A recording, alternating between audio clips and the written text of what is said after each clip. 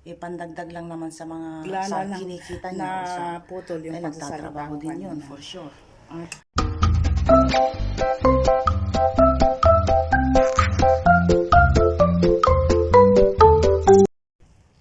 Hello po, nasa taas po tayo. Grabe ang init, oh, pinawisan ako. Tapos nakasando lang ako kanina, pero inilagay ko ito dahil baka may tao dyan sa mga kabilang building matatanaw yung ating kasiksihan ba. Pag ganitong summer, yan po ang uniform natin. Sando. Ayan. At nagdilig po ako ng konti yung aking petchay. Yung ating petchay, sunog. Grabe sunog. Nagtanim pa ako ng konti. And at the same time, yung ibang petchay, namumulaklak. Ba't ganun? May vlog ako last time. Naipakita ko sa inyo na malalaki na. Tapos, mamaya-maya, napapansin ko, namumulaklak na. Ang mga petchay kasi, pag nakita mo nang namulaklak, parang, hindi siya magiging healthy. Pag namulaklak na, hindi yan, magiging malusog yung mga dahon. So, tinanggal ko yung mga bulaklak. Pero, wala. Sabi ng lola ko noon, pag namulaklak, lalaki daw. Oo, lalaki. Dapat babae, di ba? Dahil bulaklak. Yun nga, hindi siya masyadong mataba like last year na talagang bongga. Dahil siguro sa init guys, mainit kasi grabe. Ingat po dyan sa atin dahil sinasabi nila super init. Ano na nga ba ang nangyayari dito sa mundo guys? Oo, nagbabago na yung, yung weather ba? Taon-taon nagbabago. At nag-ano din ako doon, maraming mga timba-timba doon na kailangang itapon. Pero grabe, mas grabe noong nakaraang buwan guys. Dahil maraming, ewan ko, basta abubot, hindi na nawawalan ng abubot pa. So, bali, in-empty ko, pero meron at meron pa rin. You know? Pati mata ko'y umaagos yung yung pawis. Naandun si Lucky, nagpapainit. Mas gusto niya yung naaarawan ba. Umakyat ako dito kanina. Sumunod siya. At yawyawan time guys. Gusto niya ng yawyawan. Ako rin, gusto ko rin. Gusto ko rin po. Naisipan ko lang na i-share sa inyo na naman dahil kung minsan may time na nakaupo lang tayo, scroll dito, scroll doon sa Facebook. Meron po tayong nabasang isang post ng ating isang kababayan sa group ng Lebanon yun guys.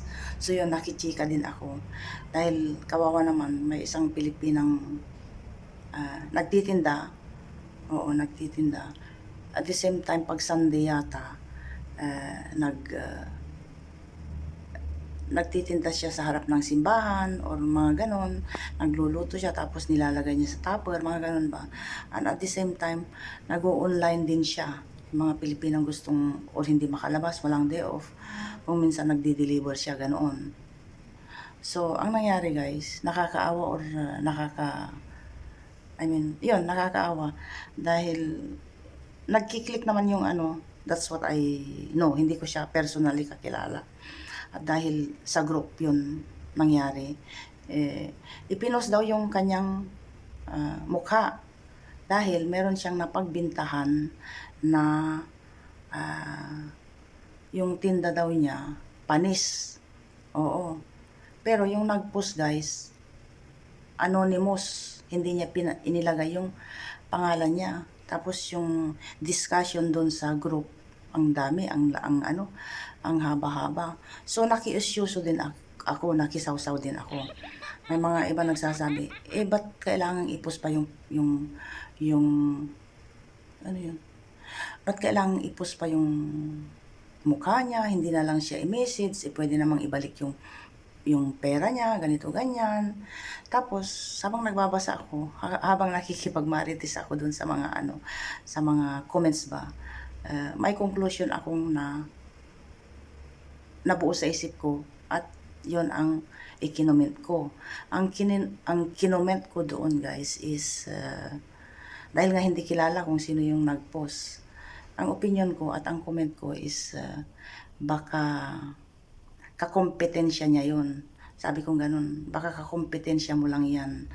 Mas mabili or nagwo-work siguro yung mga paninda mo, kaya ganyan ang ginawa niya. Sinisiraan ka, sabi ko ganon. So sa tingin nyo guys, 'di ba ganon? Posibleng ganon. Bakit magpo-post siya? Hindi niya ilagay yung pangalan niya. Parang nagtatago siya na gusto niyang siraan yung Pilipinang yon, 'di ba? So pinlit clear nung Pilipina yung pangalan niya sa mismong page, dahil karamihan naman na nagpo-post doon yung mga Pilipinang nandito sa sa Lebanon. So yun ang parang conclusion ko guys, na sinisiraan siya para masira yung pangalan niya, para wala siyang mabinta, di ho ba? Yun. Pandagdag lang naman sa kinikita niya, or dahil nagtatrabaho din yun for sure. Bali, nag-iisip lang siya ng parang extra kita para sa kanyang pamilya, di ba? Ba't ganun ang ginawa sa kanya? Mahaba na ba ito? Kung minsan may mga taong ganyan, naninira para i-down yung isang tao dahil gusto nila sila yung... Naubusan tayo ng battery guys. Bigla na lang naputol yung pagsasalita ko kanina. At ayan nagtanggal tayo ng tingnan nyo yung trabaho ko doon, hindi pa tapos guys. Ayan. Hindi pa tapos. Maraming gabunton na mga damit dito na isasalansan natin doon. Ang importante, nakapagbaba tayo ng kahapon ng mga damit pang summer ba. So ang susunod, magluluto po tayo. Let's go guys. Ayun, may dumating. Sino kaya yun? Tingnan niyo, itsura ko pala doon. Kita pala doon. Itsura ko. Ito ang naisipan kong iluluto natin today guys. Kuha pa ako ng isang doon, carrots. Tapos meron to, kasya na yan. Meron pa tayong string beans dito bago matigok. Pakinabangan na natin. Ayan, okay pa naman. Tapos dalawang green peas, latang green peas. Tapos potato, nandito ang potato. And there you go. Anong naandun na aparatos? Ayun. Sa mga nakaka-relate dyan, alam na nila kung ano yan guys. Hindi pa naka-on mamaya-maya. So, ready na.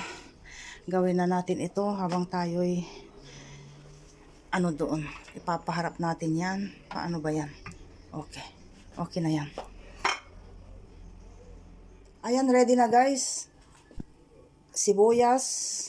Tapos yung bawang na andun na sa kasirola. Potato. Tapos na-slice na natin. Tapos ready na yan.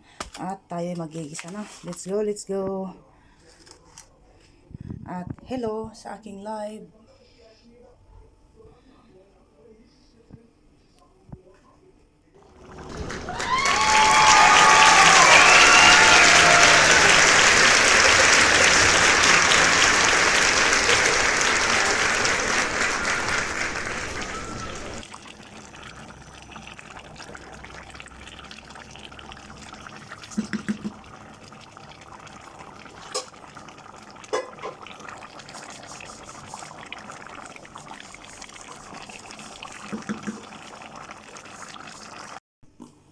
So, tamang-tama, dumating na si Bunso from school. Ipagsandok natin siya.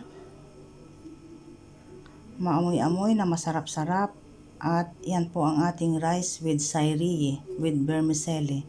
So, hanggang sa muli guys, kita-kits tayo ulit sa susunod na ganap.